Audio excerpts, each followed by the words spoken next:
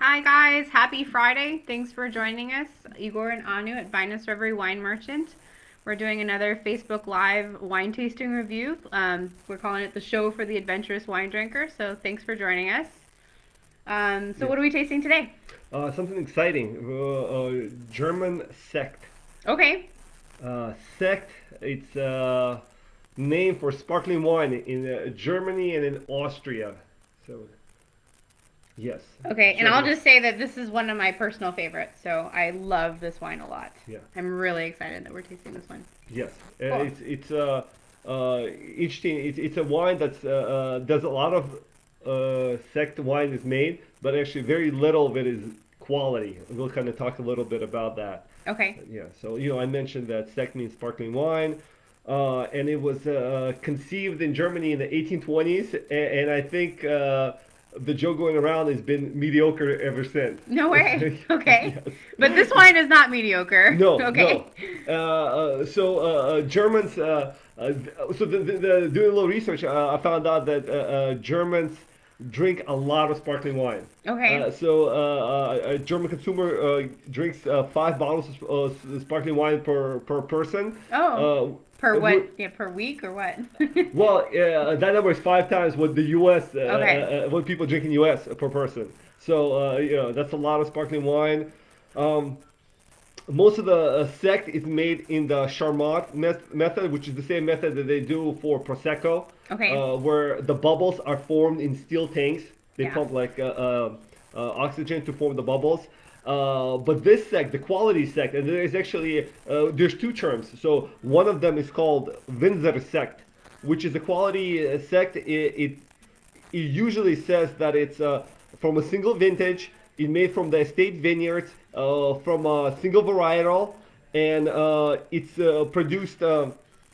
And everything should be labeled on the wine. So this wine you can't you I don't know if you guys could You see. have to be super close, Yeah, but but it it's says, it says on there 2015 Riesling Sekt Brut. sec brewed, yeah, Yeah. and it's estate wine. Yeah. So it meets the criteria. It's single varietal. It has the vintage on it, and it comes from the estate vineyards. So the other term is that I couldn't pronounce it, but I I think can it's pronounce it. yes, So it's Flaschengang.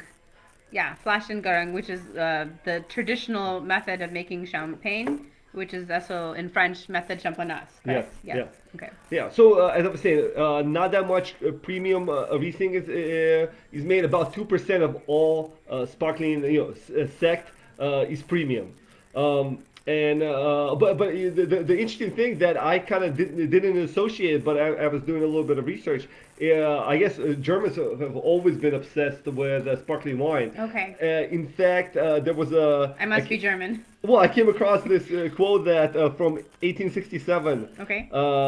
Robert Tome said, "Not a single wine establishment in all Champagne which is not under the control or more or less of a native of Germany."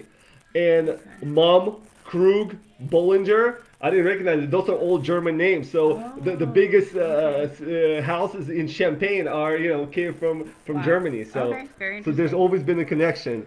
Yeah, that's a little I think background on sex. So like maybe pour the wine. Yeah, Should I let's pour? pour it. Let's get started. I'm super excited. So, this wine we sell it for 36.99, and I know that some people really care about wine critics reviews. So I'll just say this has 93 points, wine enthusiast. But I think this is super special. This is super different. So I'm always a fan of that, and we always try to promote unique, interesting wines, and this is definitely one of Yeah, them.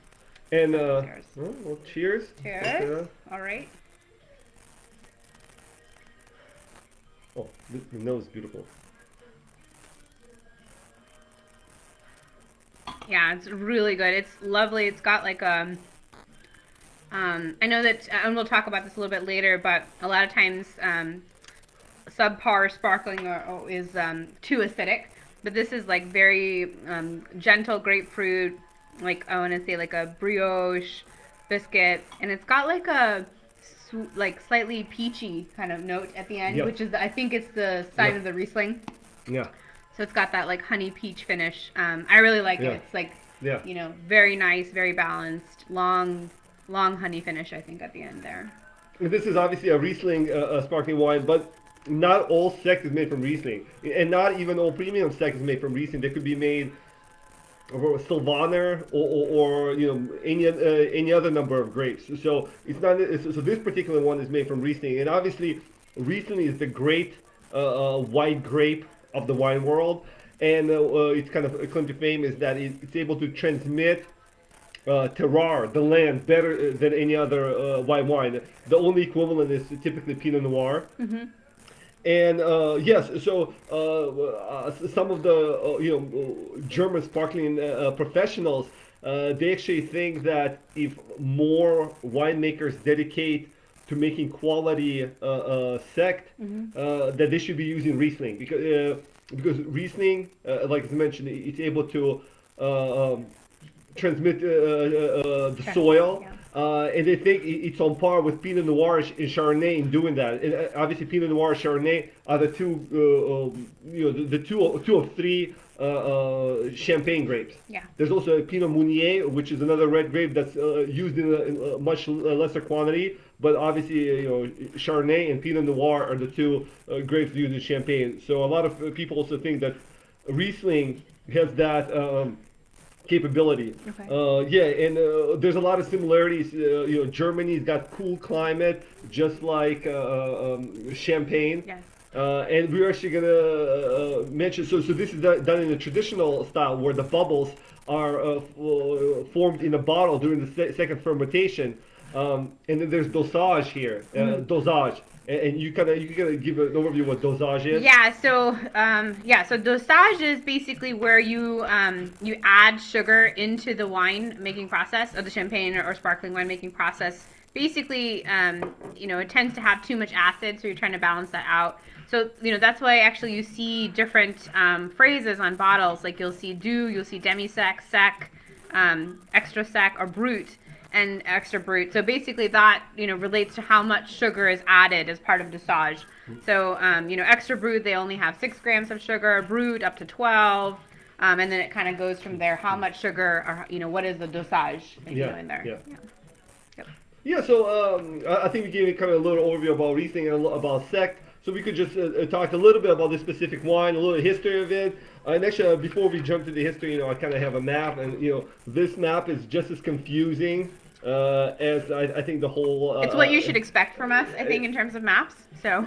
Well, and the whole German labeling category. So this is the Moselle region, and here we have the Herrenberg vineyard. This is where the this particular Riesling comes from.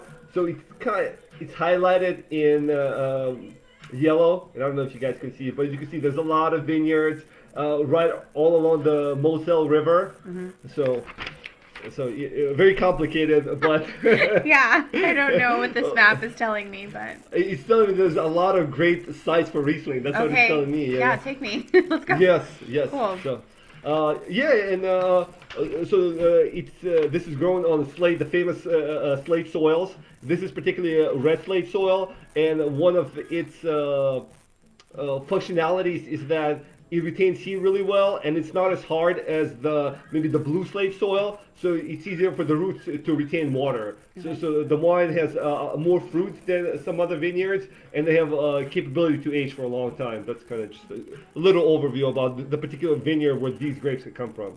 Okay, cool. Well, can I talk about history and then food pairings a little bit? Yes, please take over. Yes. All right. Well, I don't know about take over, but just a little bit of history, since I love this. One of my favorite parts about doing these shows is digging up history of the wineries. So I did look it up. So this winery, Maxim Grundhaus, and I'm probably mispronouncing that, and I apologize, but the estate has ties to the Roman Empire, which seems to be the theme throughout all of our tastings. Everything has to do with the Roman Empire. But they actually found Roman tiles and clay fragments in the foundation of the estate, so they're fairly certain it dates back to Roman times. But a little bit of history. So in 966, which apparently is the 7th century, Emperor Otto I gifted the buildings, vineyards, and the surrounding land to the Benedictine monastery of Saint Maxim. So that's cool. There's apparently a document of that gifting, from the emperor, and that document is in the French National Library of Paris. So there's actually, proof of that. But this winery is 6th generation owned and operated, which is very cool, very interesting. But one of the things that I thought was also interesting was how did this winery go from being owned by a monastery to being privately owned? So Napoleon was involved. Yep. He kind of secularized a lot of things. So during that secularization phase with Napoleon, basically the property was sold from the monastery to private ownership, and it eventually got to the von Strom family. And the von Strom family, it's kind of interesting. So the son unfortunately passed away, so the winery became a dowry for Ida von Strom. And Ida von Strom, many, many years ago, she married Conrad von Schubert, which is, of course, the family that owns this winery, the Schubert family. So sixth generation owned, really cool, Yeah. lots of history. Well, anyways, if you're a history buff, you might like it. So I thought that was awesome. Well, and, we do this little segment all the time, and I think the commonality that I noticed, there's like four people who love wine. There's the Romans, there's Napoleon, Thomas Jefferson, and Winston Churchill likes a little bit of champagne. So every single story involves one of those four. Four. Obviously, Yeah, the well, Romans. that Yeah, we yeah, know about, yeah, anyways. yeah, So yeah, no, very interesting. yeah. So I don't know what you think of the tasting notes, but I have food pairing suggestions. Unless you have something else No, you no. want to talk about. Go ahead. I'm done. Okay, Yes. well, again, I Yeah. cannot say how much I love this sparkling wine. I love it so much. I'm just drinking it. Yeah, I'll have more later. But in terms of food pairings, I think that because it has that element of sweetness to it, just that illusion of that honey finish, I think it would go great with like fried calamari or Asian style seafood dishes. And then peppered salami, because champagne they always say you can pair with salami, and I think the peppered salami would go great with it. And you had Korean fried chicken on there on your Yes, list. yes, So yes. apparently that might be a good one to pair with it as well. We only have 2 bottles left of this one, right? Little by little, people buy it out. Yeah. So this is excellent. It's Yeah. it's $36.99. It's very very good. I think it's super unique. It's a great gift for me and maybe Yeah. others. So Well, this is since we opened the store, this is the second sparkling Riesling that we had, and it's funny. I was mentioning 2% of premium Riesling. It seems like we cornered the market because there's really not that much premium Riesling exported, and this is one of the better producers that's in the U.S. in the U.S. marketplace. So well, that's why we're the yeah, best wine yeah. shop, and we always promote drinking differently. So Drink yeah. different, and Yeah. back to the little map. You know what's funny, interesting about this map is that it'd be a spectacular Riesling tasting if you could go to every single village and taste Rieslings from different vineyards Oh, that would be and do a awesome. comparison. Yeah, we could I do a don't guided know. tour. I don't know if there's a better tasting than any other wine place in the world than Oh wow. the Moselle. Okay. Yeah. So Very cool. Well, hopefully anything they'll else? start improving their sparkling wines to go along with their spectacular dry, Rieslings. Okay. Yeah. So. Awesome. All right. Well, thanks so much for joining us. Hopefully you'll check out this wine, and we'll talk to you guys next week. All Take right, care. guys. Bye. Drink different. Bye.